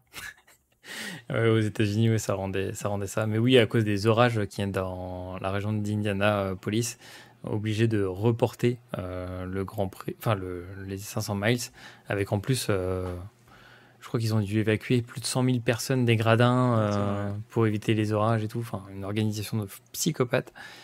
Mais les 500 miles, quand on parlait des essais libres, ça regroupe aussi ça, c'est que ça commence bien avant. Ça commence toute la semaine et en fait il y a un énorme festival au milieu des 500 miles et les gens viennent faire la teuf pendant une semaine au milieu du circuit des 500 miles d'Indianapolis. Alors, pour rectifier ce que tu dis, les essais libres de 500 miles ont lieu un mois avant, exact. Ah oui, c'est ça. Et c'est les qualifs qui ont lieu toute la semaine. Enfin, essais libres pour peaufiner la voiture plus qualifs. Mais sinon, ouais, ça a eu lieu un mois avant. Il y a eu le shutdown. Ouais, le fameux shutdown. Et puis aussi, au début du mois de mai, comme on l'avait signalé dans le précédent épisode, il y a le premier Grand Prix sur le circuit des 500 miles d'Indianapolis, mais qui en fait est le circuit un peu autoroutier de l'IndyCar. Ouais. Et là, les 500 miles, c'est 200 tours d'ovale. Bam, bam, bam, bam, bam. Mais c'est assez spectaculaire. On vous encourage vraiment à regarder parce que c'est pas aussi ennuyeux que ça en a l'air. Et des fois, ça permet de voir aussi certaines stratégies. Je sais pas si tu avais vu Yo-Yo hier, mais des fois, ceux qui refusent de dépasser juste pour être un peu dans l'aspi, conserver un peu d'essence et tout. C'est assez agréable à suivre. Conserver les pneus aussi, parce que des fois, ils changent 2 pneus ou un pneu au lieu des 4. Oui, c'est vrai. Oui, et après, il y a tellement de règles aussi sur le calcul de qualif sur 4 tours, mais basé sur de la vitesse moyenne, mais que sur les 1 premier. Ensuite, le dépassement ne doit pas se faire si tu es côte à côte à la fin du... Oui, il y a des règles vraiment spéciales avec une cérémonie spéciale, avec aussi une remise de trophée qui est spéciale parce que le gagnant doit choisir le lait qu'il a choisi, ensuite il le boit, ensuite il s'asperge de lait. Enfin, c'est toute l'Amérique résumée en une course, quoi. C'est ça. C'est vrai. Et sauf du que coup, pour une fois, le lait en brique et pas en c'est poudre. Vrai. C'est vrai aussi. Et ce week-end, il y a un Grand Prix d'IndyCar. Là, c'est à Détroit, dans les rues de Détroit. Il est assez spectaculaire celui-là, il me semble, parce qu'en plus, c'est en pleine ville, une sorte de Monaco de l'IndyCar. Et c'est assez spectaculaire. Et je crois que Grosjean n'a jamais terminé celui-ci. Hein. Je crois à chaque fois que ça fait crash. Bah là, il l'a terminé, au bout de 19ème, mais... Ouais, bah... Ouais, les 500 miles, il a eu la chance de passer un peu au travers, quoi. Ouais. J'aime bien les 500 miles d'Indianapolis, c'est un peu comme le rallye, le WRC. Tu peux avoir des personnes qui ne font pas du tout d'IndyCar, qui reviennent juste pour cette épreuve-là. Ouais, tu fais bien de le signaler, oui, en effet. Si vous ne connaissez pas trop les 500 miles, c'est un peu à part, un peu un circuit à part des autres circuits d'IndyCar. Et du coup, on peut venir avec sa fortune et dire « Moi, je veux courir, j'ai ma voiture, du coup, je m'inscris. » Et après, si tu fais les qualifs et que tu te qualifies, c'est OK pour toi. Et je sais plus, je crois qu'il y en a eu 3 ou 4 cette année qui font pas toutes les courses d'IndyCar, mais qui viennent juste pour concourir au circuit prestigieux. Bon, bah, why not un jour, hein, Alex, hein, on s'inscrit. Hein. Vas-y. Hein. Non, moi, Alex, je sais où on va l'inscrire. La Million Race. Il y a une course qui était célèbre qui a lieu ce week-end aussi. C'est un circuit qu'il adore et je pense qu'on peut l'inscrire. Non. Il y a le 24 du Nurb ce week-end. Ah, du Nurb, ouais. Ce week-end-là, là qui... Ouais, là, samedi et dimanche. C'est parti. Avec la Dacia. Exactement. En vrai, ça se fait. Hein. En vrai, tu récupères une vieille caisse, tu le fais. Hein. Tu remontes une vieille caisse. C'est parti. Le projet commencera ici. Enfin bref, bah du coup pour reboucler avec notre épisode d'aujourd'hui, le fameux Prince Charles, qu'on espère voir aussi gagner, hein. On lui souhaite que du bien pour le Grand Prix du Canada. Donc pour rappel, Grand Prix du Canada dimanche, enfin vendredi, samedi, dimanche. À partir de vendredi, c'est 19h30 pour les essais libres et les qualifications 22h, 23h le samedi et la course principale le dimanche à 20h. En attendant, bah du coup, on vous souhaite que du meilleur pour ces 2 prochaines semaines, parce que du coup, on se rappelle que c'est dans 2 semaines. Et bah du coup, on vous fait des gros bisous. Messieurs, merci pour cet épisode, et à bientôt. À bientôt. Ciao. Merci d'avoir écouté cet épisode des Séances de la F1. S'il vous a plu, n'hésitez pas à le partager tout autour de vous et à le noter 5 étoiles sur votre plateforme de streaming préférée. On se retrouve bientôt pour un nouvel épisode. Pour rappel, Les Seigneurs de la F1 est un podcast 100% indépendant créé par des passionnés pour des passionnés ou des gens qui cherchent à en savoir plus sur le sport automobile et plus particulièrement la F1. En attendant, on vous fait de gros bisous et à bientôt.